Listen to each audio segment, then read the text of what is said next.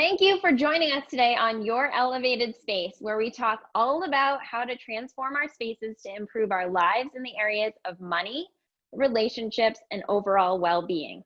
Over the course of 21 days, my guests and I are here to show you how you can gain happiness and clarity through intentional art and design.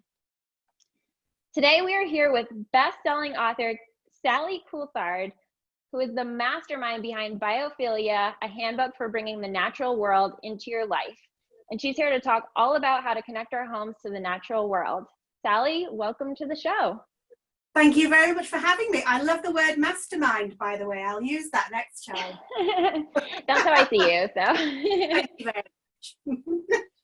So I know that you studied anthropology at Oxford, and since then you've written several books, and I'm just curious, to start off, what even got you into this area of expertise?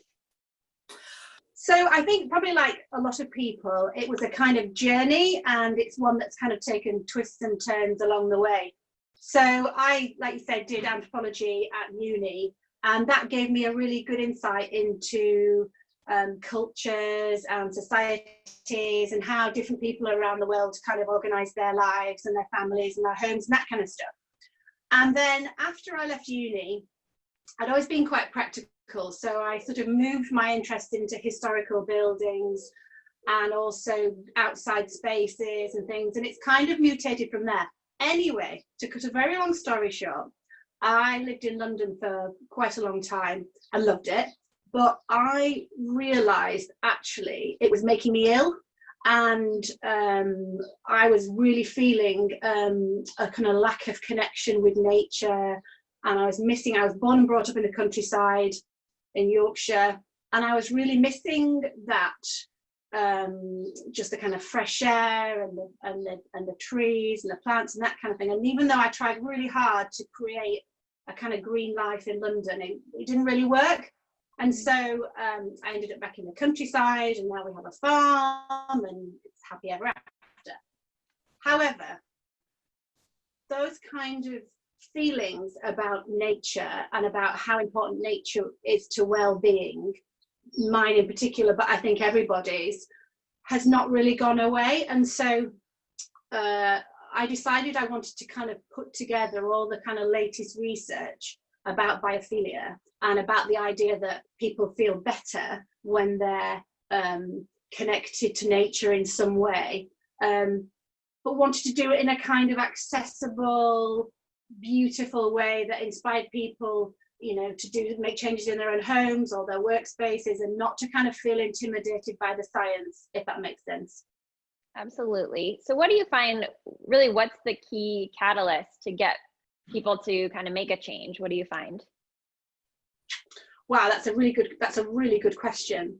I think by the time people are talking to me about it, they've already realized there's something amiss.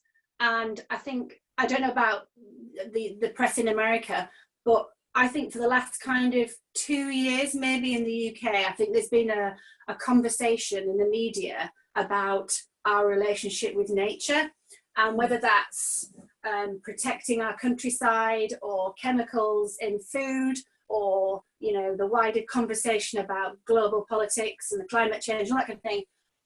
Never has environmentalism and our relationship with nature been so sort of opposite, and so it hasn't been very difficult to persuade people to kind of think about biophilia in the home and think about how maybe they could make a few changes to improve their well-being. So I think it's more the sense of it's not being that difficult to kind of get people on board, really. Sure. I've definitely seen, as a designer, it's been a massive trend in the last, the most recent years, certainly. Yeah. Due to all of the things that you mentioned, and then also, the overuse of technology. We're just looking to kind of get back to basics and really, get back to our roots, really. Completely. And I think there's a connect there between kind of biophilia and understanding the importance of kind of being around natural forms and natural rhythms and natural motifs and that kind of thing, and also ecology and being sensitive to our environment and not overusing resources, and, like you say, not filling our homes with tons of technology and generally being a bit more sensitive about our impact on the planet. And that, you know, there's lots of different threads kind of that have kind of come together for biophilia, not least, you know, people understanding about well-being, or people understanding about, you know, the relationship between colors and light and well-being and all those kind of things. So yeah, it's definitely the time at the moment for biophilia, I think. Absolutely. So it sounds like by the time people talk with you, they're kind of feeling all those challenges where they're a little bit disjointed and just not feeling quite right. And then, you know, what are the things, I mean, are there certain areas of the home where you see when you make a change, it makes a bigger impact, or do you see it depends on, you know, each person really? So, wow, that's an interesting question, because I think everybody has different challenges, and things affect people differently. So, for instance, my husband is not affected by color or light in the home, whatever. You know, he could live in the dark, quite frankly, and it wouldn't bother him. Mine too. Me personally, for me, I'm really, really sensitive to lighting, and if the lighting's wrong, it literally makes me want to tear my own eyes out. It's so affecting. And so I think different people come with different challenges, but there are, you know, people tend not to get the lighting right, and they tend to kind of have colors that are kind of jarring with their sense of well-being. Things like, you know, fresh air, and the fact that they're not kind of, their home isn't a kind of dynamic moving place. It's, you know, we have that central heating on at a certain temperature, the whole year through. You know, we have spaces that don't kind of make us feel the things that we need to feel at certain times of the day. So for instance, at night time we need to feel cocooned, you know, in the daytime we need to feel energized, all that kind of thing. So there's lots of different kind of factors that play. I don't think there's one particular kind of issue, as it were. Okay, so everyone is their own unique case, really. Definitely. Okay, so I mean, you're generally focused on plants, or you're also working with, you know, on design overall? So really, I mean, I work on a kind of on a consultation basis. I'm not a particular. I wouldn't call myself an interior designer. I don't go into people's homes necessarily and, you know, affect changes on a kind of individual basis. But sorry, I can't remember what you. I can't remember what your question. No, that's okay. I was just curious. You know, if you're doing what does your process look like in general? You know, if you're not necessarily an interior designer, but you have all this background with, you know, biophilia. I suppose really I come at it from a kind of educators and writers perspective, really. And my kind of goal is sort of to disseminate information rather than necessarily kind of go around to individual houses. Although I do property development, and so the houses that I do, I make sure I'm mindful about the kind of biophilic elements in that. And so really my sort of process is thinking about the broader issues. So it's thinking about the science behind biophilia, and, you know, the medical research, and why it's actually working, and why it's, you know, why there are kind of proven benefits to it. And I'm trying to, I suppose I'm quite evangelical about it, really. You know, I want to kind of spread the message that, you know, the trend for indoor plants, which has been massive for the last kind of 5 years, there is a really good scientific reason behind why we're drawn to having plants in our living spaces, or the fact that, you know, we tend to decorate our homes with sort of natural colors and natural hues and kind of the intensity of colors that are found in nature. You know, we're doing it kind of instinctively, as I'm sure you do with your design practice, you know, using natural materials as much as possible and trying to kind of get a sort of sympathetic interior. Does that make sense? It does, really. And that's one of the reasons why I wanted to speak with you, is because you have the scientific background. So can you share a little bit more about, you know, what your findings have, you know, what understanding your findings have brought to you, and how you can impact change with, you know, different properties? Definitely. I mean, so the whole kind of, people have been researching the effect of nature on well-being for a long time. So even people, and some of it's anecdotal and some of it's kind of scientifically researched. And so even as far back as Florence Nightingale, and, you know, she could see the effect of plants and flowers in the wards of the hospitals that she was treating patients in, you know, so this is kind of 200 years ago. So people have kind of instinctively known that connection with nature is beneficial, but it's never had a name until the kind of 1980s, when a chap called Edward Wilson coined the term biophilia, literally meaning love of life. And he came from it from a kind of conservationist, biologist point of view, but it's been taken up by architects ever since. And so biophilic architecture has been around for quite a long time. And it's been informing how people have been designing cities and cityscapes and that kind of thing. There's been some really exciting projects. So, you know, it's not a new idea, and it's not, right. But my approach really is to sort of thinking about how it can be applied to the domestic sphere, because that's actually all the workplace, you know, our kind of individual workplaces, because in reality, that's where we spend most of our time. You know, we need to kind of make our homes right to make the rest of our lives right. So to get back to the sort of science point, I mean, there's thousands of studies. But just to summarize, kind of biophilia seems to do two things. One is to kind of reduce certain health issues, especially related to kind of stress and anxiety, blood pressure, heart issues, all those things that are kind of related to feeling uneasy in your own environment. So you know the feeling when you're feeling anxious and your heart rate goes up and all those kind of things. So understanding biophilia and doing something positive about it seems to have an effect on reducing those kind of health problems. But at the same time, it also has an improving effect on positive things as well. So studies have shown that certain schemes that involve biophilia, say it's, I don't know, filling a hospital ward full of plants or using natural materials in a workplace, have boosted kind of morale and shown to improve cognitive function and creativity and productivity and all these kind of things. So you've got a kind of double effect there. You've got what, you know, biophilia is sort of reducing negative things and at the same time improving the kind of positive aspects of life. And I find the research that's to do with children particularly kind of profound. I know you're a mum and I'm a mum too.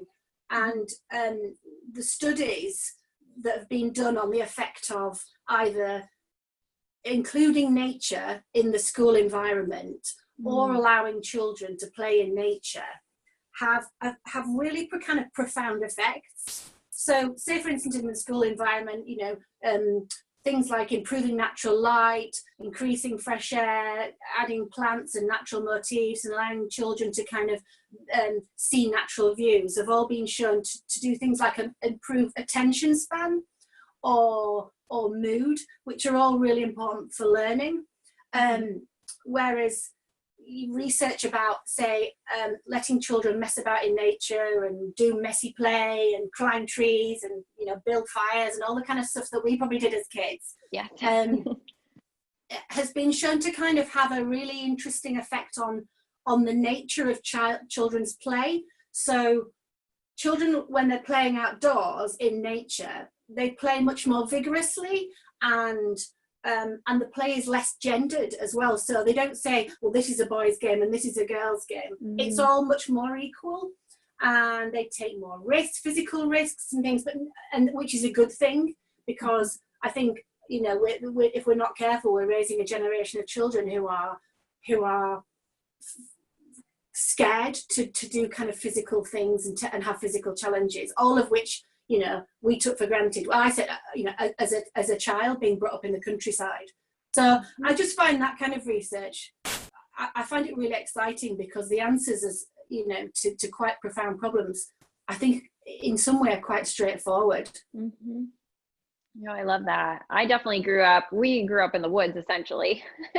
I think. Awesome. Yeah. Out in the dirt, playing in the dirt, and, you know, we didn't have a lot of toys. We didn't play video games, all of that. So it was a very simple life, but it allowed us to be more creative and really just, you know, capitalize on our surroundings really and what was there for us in nature. And look how creative you turned out by virtue of the fact that, but it's true, you know, all your creative, you know, power now comes from the fact that you, as a child, you were allowed to kind of explore freely and, you know, to exercise parts of your brain that, you know, not necessarily all kids are allowed to do. And, you know, I was the same. I built dens and, you know, poked around with things and, you know, made daisy chains and all those kind of things. Yeah. You know, I think it's really important just to be like that kind of free play. I love that. I love that. So let's, you know, I know there's a lot of people here listening who, you know, have been stuck inside their homes for a while. And sometimes when you're in the same space for a length of time, you start not seeing things anymore the same way. And, you know, let's just say they wanted to refresh their space using plants. Where would you say, you know, they should get started, or how do they go about that? So I think you've hit on a really interesting point about lockdown, which is something, I mean, you know, the book came out, Biophilia came out the week that we all went into lockdown. And at first I thought, oh my God, you know, this is literally the worst timing ever. But actually, it's proved kind of weirdly fortunate, because actually, the fact that we've all been deprived of our normal access to nature has really kind of brought into relief the things that really matter to us. And so, you know, I have conversations with people who are saying, I'm just really missing going out for a bike ride or a walk in the woods and all that kind of thing. And as lockdown is being gradually eased, that's the first thing that people are doing. They're not going shopping in the centre of town. They're going for a walk in the woods, or they're going to the beach and that kind of thing. And I think that's really interesting. But your point about plants is a good one, because in the book, one of the kind of key things I really want to get across is that that biophilia isn't about buying things. You know, so many interior trends are about buying stuff and acquiring stuff, and for me, biophilia is almost about a reduction in stuff and focusing on a few kind of key elements, some of which are totally intangible, like the quality of natural light in your home or fresh air and that kind of thing. But plants are a brilliant way to start because they're so accessible. And so not just kind of indoor pot plants, but fresh flowers and herbs and living salad and indoor gardens and all these kind of things that people are kind of rediscovering. I mean, we've been growing loads indoors over lockdown, simply because, you know, it was the only way to get plants started when England is still, you know, pretty cold, and it's too cold to grow things outside. But it's been really lovely to have those plants kind of brought indoors, and now, you know, we've been able to go outside again. It created a kind of connection between the two spaces, which is really important. Oh, I love that. We're actually currently working on a hydroponics project for our patio. Oh yeah. Wow. So cool. We were out in the garage sawing yesterday. I'm really excited. So we'll be growing herbs and, you know, different types of lettuces, and we'll see what else we can add to it. But do you know, I have a feeling there's going to be such a surge of interest in self-sufficiency at the end of this, and being really inventive about growing spaces. So not necessarily needing to have a massive growing space to be able to do something profound and grow your own things, whether it's food or, you know, just flowers or just even kind of ornamentals. I think we're really rediscovering that urge to grow. So do you find, I mean, certainly now we're in springtime, so well, not everyone, of course, you're on the other side of the world essentially.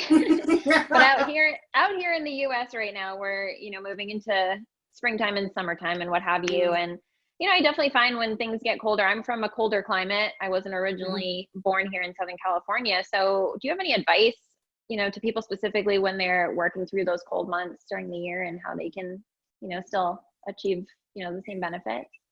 Definitely. And so, I mean, one of the previous books that I read, not wanting to constantly plug all the books that I've read, but I love it. That's okay.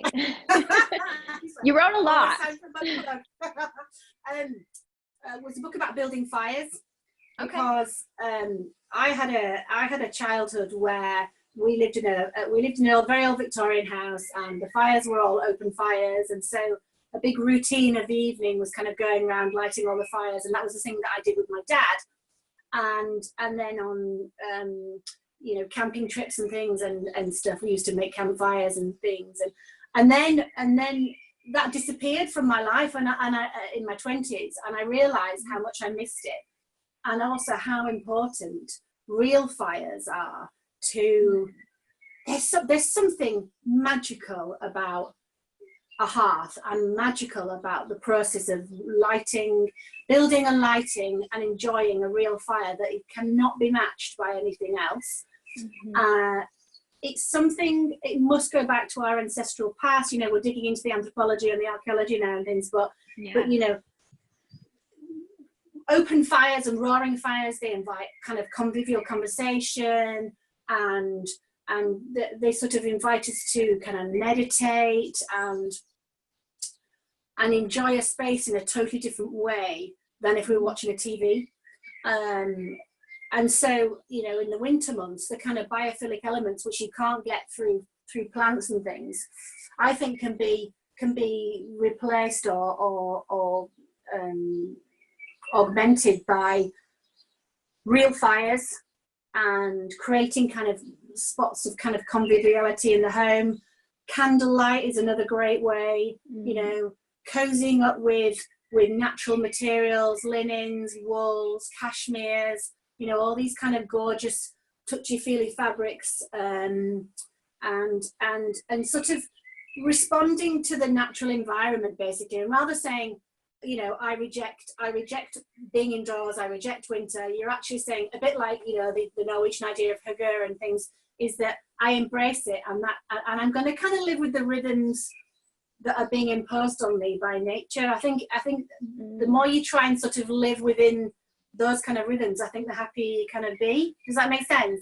It absolutely does, because I feel like, I think there's so much resistance a lot of time against what is, naturally occurring. And totally.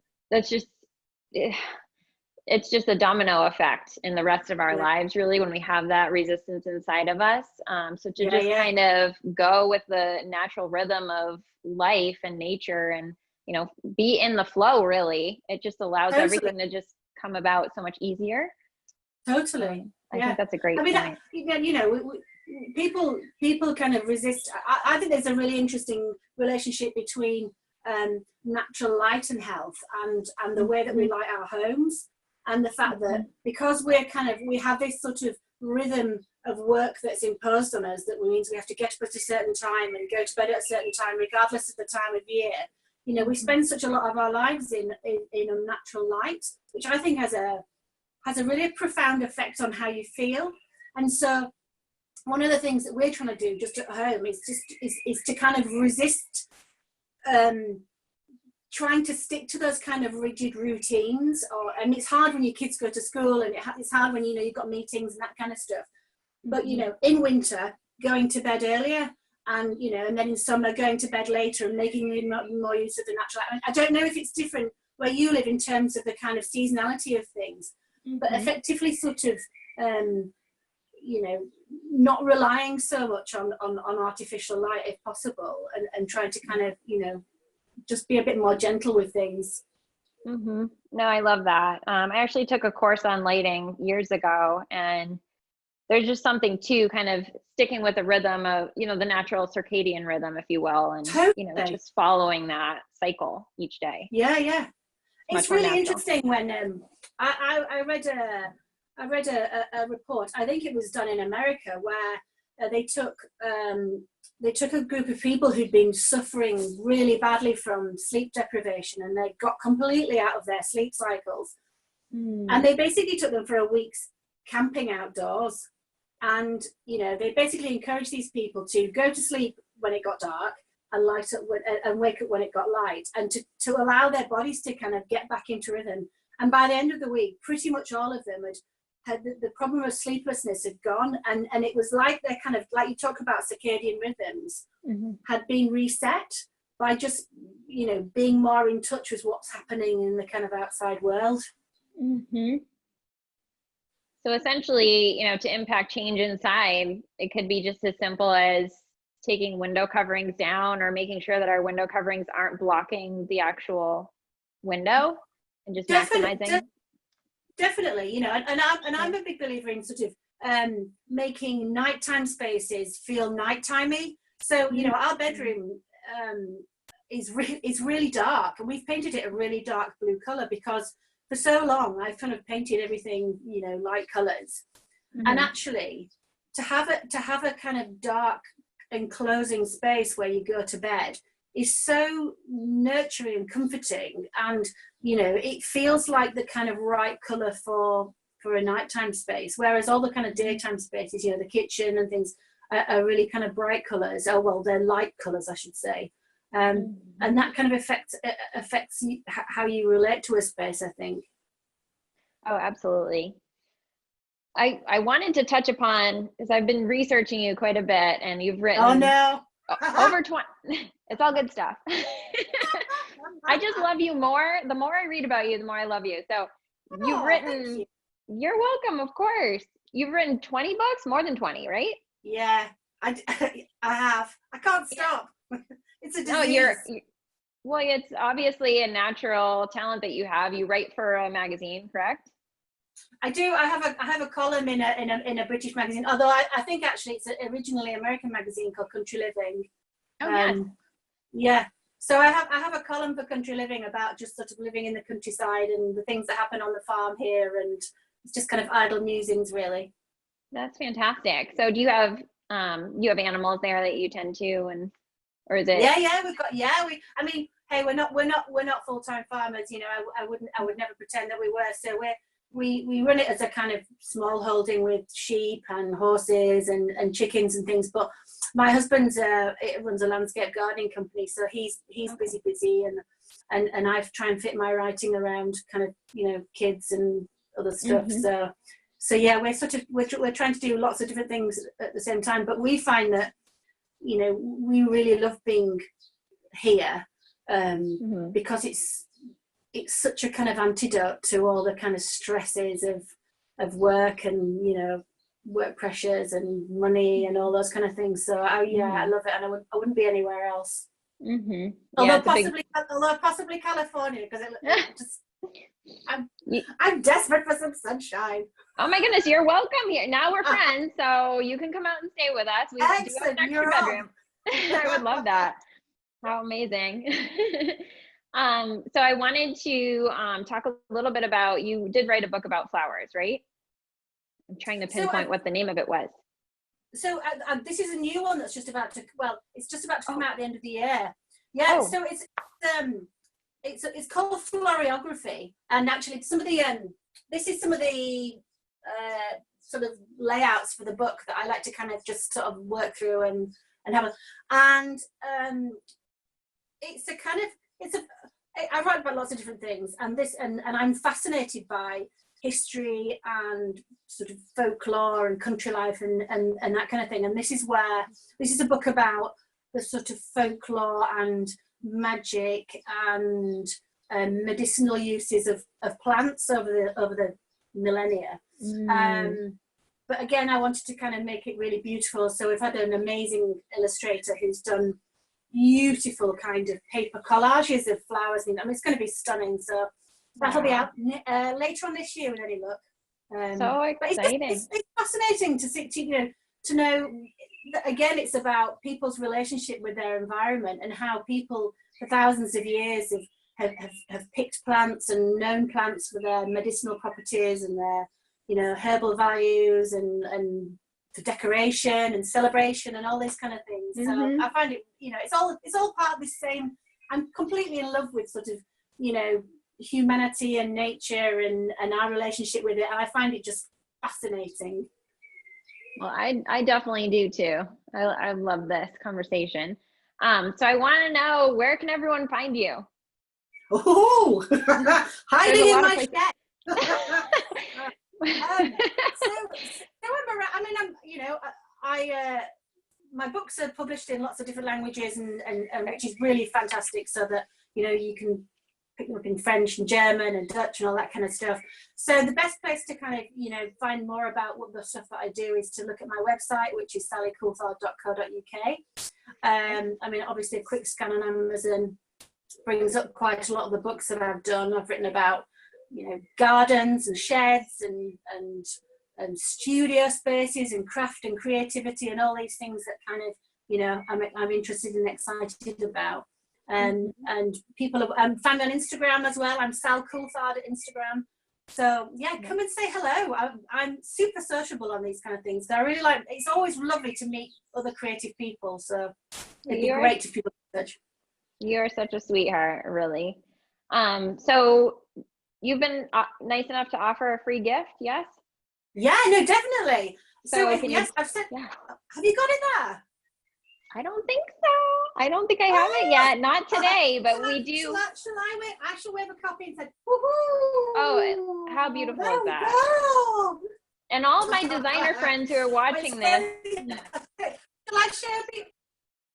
Shall I share people? They've got lovely, gorgeous, we've got paint samples, and we've got bits about choosing materials and why flowers are important, and we've got about patterns in nature and light, and God, it just, I waffle on for hours about lots of different, connecting inside and out, and lots of things. There's philosophy in there, and science and design, and basically, what else could you want from a book? Took the words right out of my mouth. That's so funny. So I'm going to be doing a giveaway. I know that you have sent a book to us out here in California. I'm sure it's a little bit delayed because of our current situation, but we are pre-recording these interviews, so we still have a few weeks, and I'm so excited. So we're going to do a giveaway today, and then I will announce the winner tomorrow so that everybody knows, and then I will be shipping the book out. I'm so excited. Yay! Good luck, everybody. Is there anything else you wanted to add before we close? Well, just to wish everyone loads and loads of love, and you know, we're all thinking of you guys over there, and we hope that it's been such a tough time for you guys, and you know, and it has for us, and I'm really looking forward to kind of us all getting together again at the end of all this, and hopefully, you know, learning a bit about ourselves from lockdown, and maybe appreciating nature a bit more, and being kinder to each other. That's my hope anyway. I think that you've definitely helped to inspire us in that regard. Oh, good. No doubt. Wow. Well, I hope you enjoyed this discussion as much as I did. And we just want to encourage you to start implementing these principles, and obviously join Sally's community for even more inspiration.